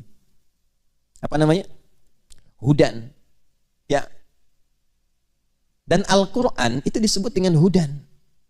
Al-Baqarah ayat 185. Syahrul Ramadhan alladzi unzila fihil Quran. Teruskan. Hudal linnas. Tuh. Jadi isi Quran itu bukan sekedar bacaan. Tapi di dalamnya pedoman semua aspek kehidupan kita dalam menjalani kadar Allah Subhanahu wa taala. Dari sejak mulai dilahirkan sampai wafat. Karena itu kalau kita baca Quran, kita akan temukan jalan hidup kita ada di situ. Iya. Dari alam kandungan, di mana ada kitab di muka bumi ini yang menjelaskan secara detail perjalanan hidup manusia dari dikandung sampai wafat, sampai setelah wafat kemana? Coba cek. Saya selalu katakan itu. Karena memang Quran itu bukan kalam manusia. Ya, kan manusia itu terbatas. Sudah saya bilang dari awal, manusia itu terbatas. Kalau nggak tahu, nggak akan mungkin ditampilkan. Ini menunjukkan apa? Quran itu benar firman Allah, Islam itu agama yang benar. Karena cuma Tuhan yang benar yang bisa menerangkan kehidupan kita. Gitu. Gimana Nabi Muhammad SAW, Rasul mulia, tapi kan tinggal di tempat yang ya tidak ideal dalam konteks kehidupan manusia. Ya, jauh dari Romawi, Persia, peradabannya. Nggak pernah belajar, nggak pernah sekolah, nggak pernah ada guru. Bisa menyampaikan informasi yang sangat detail. Sifatnya abadi, lengkap, awal sampai akhir. Ini menunjukkan Quran benar, ini menunjukkan Islam itu agama yang benar. Kita mesti yakin sebagai mukmin itu. Itu aja cara memahaminya. Kalau akalnya masih berfungsi dengan baik, itu insya Allah bisa mencerna. Bisa mencerna. Tempatkan dulu deh secara objektif. Lalu komparasikan dengan jernih gitu berpikirnya itu. Gitu. Jangan langsung sentimen dulu misalnya. Ya, jangan langsung klaim dulu. Tempatkan dulu aja berpikir dengan cara yang benar. Itu diajak begitu oleh Quran tuh. Ya, afala tatafakkarun, afala tatadzakkarun, afala ta'qilun. Coba renungkan, coba konstruksikan, coba fikirkan. Ya. Bahkan Allah sendiri menegaskan, enggak dipaksa kok untuk berislam. Tapi kita diminta untuk memfungsikan anugerah akal untuk mencerna. La ikraha fid lakum dinukum waliyadin. Cuma di Quran tuh. Enggak ada paksaan untuk berislam. Ya. Enggak ada paksaan untuk ibadah, cuma dihisab. Gitu kan? Ya, indah ya bahasanya. Nggak dipaksa kok. Jadi kalau kita menyimpulkan kembali, maka Al-Quran itu istimewa. Itu agung. Karena itu saking agungnya Allah menghadirkan keagungan zatnya saat menyampaikan informasi diturunkannya Al-Quran. Itu bersamaan turunnya dengan ketetapan qadar.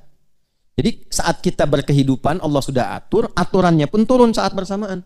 Makanya diviralkan. Semua alam malaikat itu diviralkan.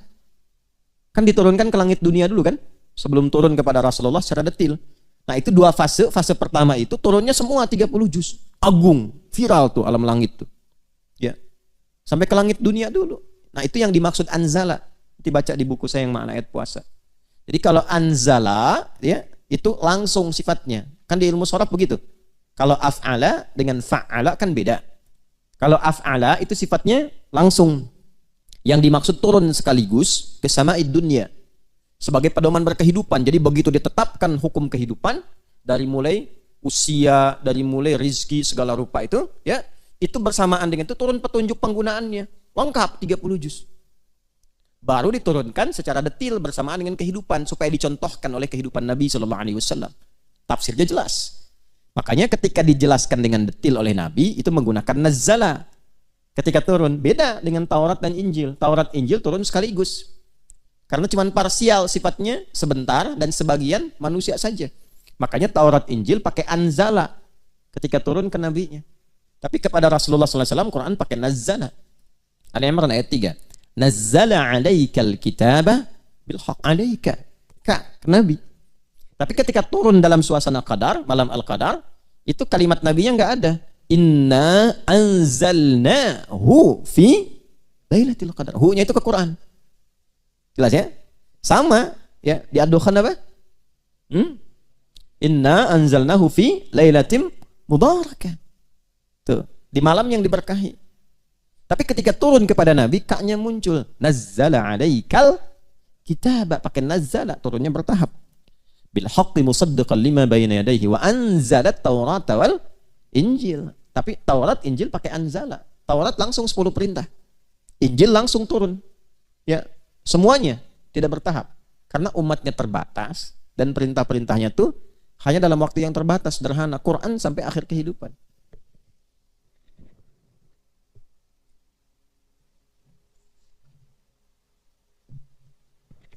Ya, paham ya?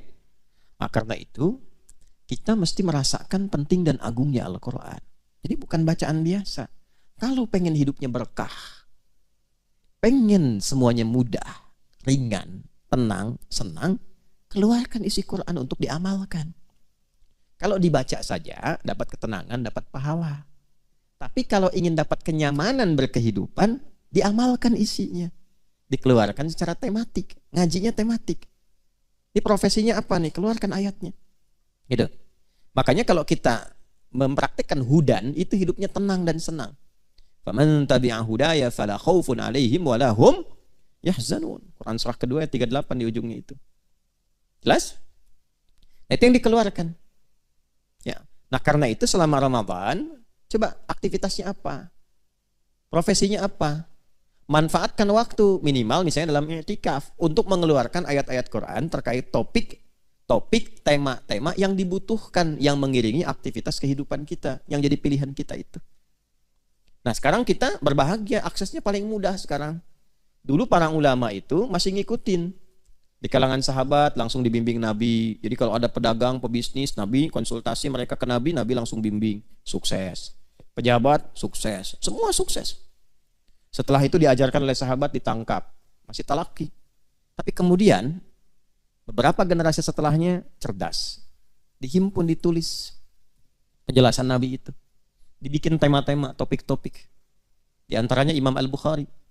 Imam Al-Bukhari membuat 97 topik. Ya, kitabnya yang sangat viral itu, Al-Jami' kan? Al-Jami' As-Sahih Al-Musnad Al-Mukhtasar min umuri Rasulullah sallallahu alaihi wasallam wa sunanihi wa ayyamihi. Kalau tidak salah kurang lebih demikian nama kitabnya itu. Disingkat Sahih Al-Bukhari. Itu isinya 97 tema. Dan dimulainya tidak langsung hadis, ayat dulu. Ada tema misalnya apa? Pertama kitab Bad'ul Wahyi. Kedua kitabul Iman. Ketiga kitab Al-Ilmi.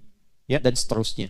Itu begitu menerangkan kitabul Iman, ayat Quran dulu. Setelah ayatnya baru hadisnya. Terus dibuat subtopik-subtopik. Gimana supaya naikin iman dan tidak turun-turun? Apa amalannya? Bagaimana mendapatkan kenikmatan iman? Apa hubungan iman dengan amal soleh?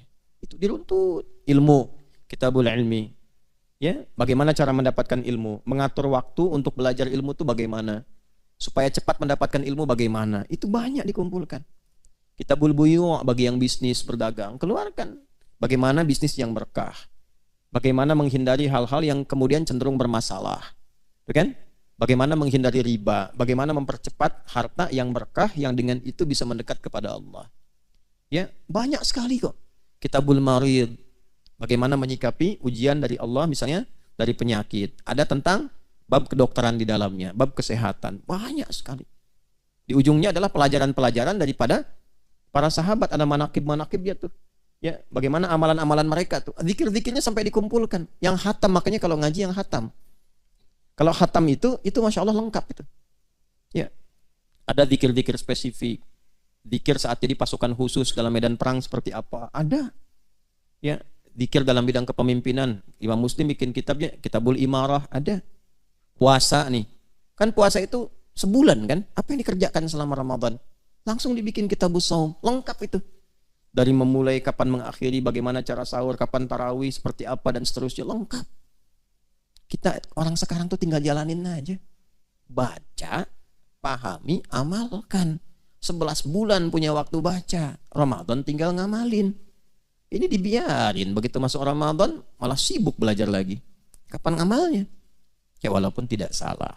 Tapi menempatkan sesuatu sesuai dengan tempatnya. Makanya kebiasaan seperti itu menjadikan hari tenang menjadi hari tidak tenang. 11 bulan main-main, begitu waktunya hari tenang, besok mau ujian malah nggak tenang. Ngopi-ngopi catatan, pinjam punya temen, belajar maksain malam, pelajaran 11 bulan dipelajari semalam. Akhirnya ilmunya cuma sampai ujian. Begitu ujian, ya udah lupa. Tertuliskan nilainya bagus, cuman ilmunya lupa. Makanya ada ahli hukum yang dihukum. Sebab ketika mencuri lupa. Waktu korupsi lupa gitu. Ya. Kenapa jadi ke situ tuh? Nah, balik ya. Ya itulah malam Al-Qadar. Jadi malam Al-Qadar itu menjadikan interaksi kita dengan ibadah dan Quran semakin erat. Karena itu usahakan malam itu. Makanya kita kan hidupkan malamnya kan. Kita bangun lagi, bacain Quran lagi gitu kan. Nah, salah satunya apa? Untuk mendapatkan kasih sayang Allah, penambahan pahala, ya, ketenangan kepada jiwa. Lebih daripada itu, kita terbiasa interaksi dulu supaya besok-besok mau mengkaji Quran. Jelas ya? Ingat, pondasinya iman ya. Kalau pakai iman cepat nangkapnya. Tapi kalau nggak pakai iman susah. Hudan itu padanannya iman. Nanti kalau sudah iman ketemu amal soleh jadi takwa. Iman, takwa, dan amal soleh disatukan di pembuka Al-Baqarah plus Qurannya. Dzalikal kitab di situ Quran kan? Dzalikal kitabu la raiba fi hudan lil muttaqin. Ayat 3-nya alladzina yu'minuna bil ghaib wa yuqimunas shalah wa mimma razaqnahum yunfiqun. Masukin ke Ramadan latihan jadi takwa. Kan hudan lil muttaqin. Petunjuk bagi orang takwa. Ramadan kan berlatih menjadi takwa. La'allakum tattaqun. Makanya amalan-amalan takwa yang di Al-Baqarah itu kita kerjakan, kita perbanyak saat Ramadan. Gimana meningkatkan iman? Baca Quran, baca kan? Meningkatkan saat Ramadan. Wa yuqimunas shalah, salatnya makin banyak kan? Wa mimma razaqnahum yunfiqun, senang infak kan? Itu. Jadi Quran tuh kalau kita baca dengan benar, nyambung semua, kan petunjuk hidup. Jelas ya? Nah, kalau kita dapatkan itu semua, salam. Nah, itu indikasi pertama. Keadaan kita lebih tenang. Damai, salam itu damai. Lebih tenang. Lebih bisa memahami esensi hidup, lebih menikmati berkehidupan. Jadi dari sekian waktu dalam Ramadan itu ada satu waktu yang kayaknya kita merasa lebih enak gitu. Nah, coba rasakan kalau hadir di satu malam, suasananya lebih beda, lebih enak, lebih tenang gitu. Ya. Terus kalau ngelihat keluar juga kayaknya tenang gitu di luarnya itu. Tadi ngumpul malaikat. Nah kalau udah dapat lagi sesuatu yang istimewa yang Allah berikan, itu kalau ketiduran tuh bisa dibangunin, dan ke hati getarannya beda. Bangun. Coba deh kalau nggak percaya, perbanyak dulu amalan terus. Ini mungkin untuk tahun depan ya. Kalau hidup, kalau hidup. Kalau tidak, sisa waktu gunakan. Masih ada beberapa malam ke depan. Perbanyak ibadah. Nanti ada satu dari sekian malam Ramadan itu, ada satu yang kita itu dibikin terus aktif malamnya. Yang kalau mau tidur pun, bangun. Pernah merasakan begitu gak? Itu gak setiap waktu tuh. Bukan karena ada agenda sholat malamnya. Tapi dibikin bangun. Saya tidak harus nyampaikan di kapan waktunya saya bisa merasakan itu, tapi itu kan rahasia Allah. Untuk setiap kita kadang-kadang getarannya bisa tidak sama. Tapi nanti bisa menemukan petunjuk yang sama dari suasana alam. Ya. Nah, diantaranya lebih tenang. Makanya kan ada hadis-hadis yang menunjukkan paginya itu lebih tenang.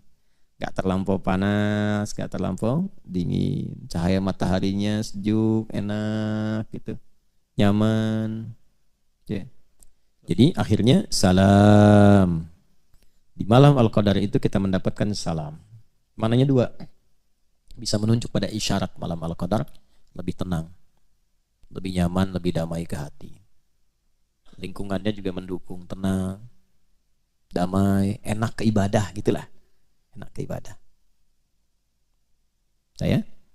Yang kedua, parameter kesuksesan orang yang mendapatkan Al-Qadar. Perangainya lebih tenang. Lebih bisa menimbang bagaimana bersikap. Lebih tenang, lebih kalem, lebih damai, menatap sesuatu itu dengan kedamaian. Nilai-nilai kebaikan bertambah. Nah, setelah ada kata salam, balik lagi ke malam Al-Qadar. Iya, waktunya malam Qadar itu panjang. Terbentang tadi, kan malam kan? Dari ba'da isya terus sampai menjelang fajar. Makanya saya tidak katakan fajar kan tadi? Ya, menjelang sampai mau tibanya fajar itu matla, sampai akan terbitnya fajar. Hiya hatta matla'il fajar. Sampai akan terbitnya fajar. Itu pernah ada berita itu NASA mencitra ya dari angkasa suasana malam-malam Ramadan. Ada satu malam yang beda sendiri.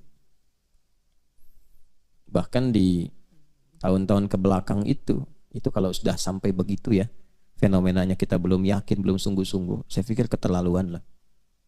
Kalau kita dengar informasi dari dulu, apalagi dari Nabi, memang standarnya harus yakin, harus kuat, diburu gitu. Ya kalau kurang yakin artinya kan lemah iman, tapi masih bisa dikuatkan. Tapi kalau sudah ada bukti-bukti otentik yang bahkan terekam, belum yakin juga, itu imannya dipertanyakan. Tahun-tahun kebelakang itu sempat ada yang i'tikaf di Masjidil Haram. Lalu dia mengamati setiap malam sampai menjelang subuh itu. Ada salah satu momen yang ketika dia videokan itu kayak kilatan naik gitu dari atas Ka'bah tuh ke atas. Itu nyata, bukan rekayasa. Kayak kilatan naik. Ya, kayak ada sayap putih tapi halus, kayak awan naik cepat sekali gitu. Ya. Dari satu rangkaian malam-malam terakhir di Ramadan itu. Pernah ada itu? Pernah nggak dengar? Atau pernah lihatnya? Ada di tahun-tahun kebelakang itu. Nah, itu pembuktian yang nyata gitu. Jadi kalau sudah alamnya itu sudah disampaikan tanda-tanda kebesaran Allah secara langsung, belum beriman juga, itu mesti hati-hati itu. Kuningnya udah mau orange tuh. Hati-hati betul. Hati-hati.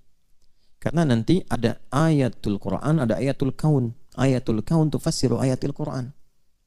Ada ayat-ayat yang di semesta, ada ayat-ayat yang tertuliskan dalam mushaf, ya, dibacakan dalam Quran.